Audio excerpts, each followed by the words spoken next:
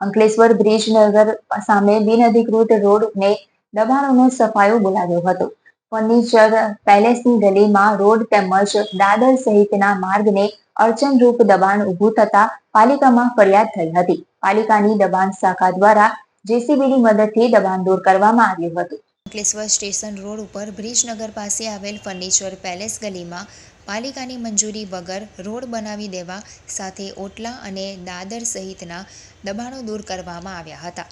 જે અંગે પાલિકાને ફરિયાદ મળતા જે તે વખતે દબાણકારોને નોટિસ ફટકારી દબાણ દૂર કરવા તાકીદ કરી હતી.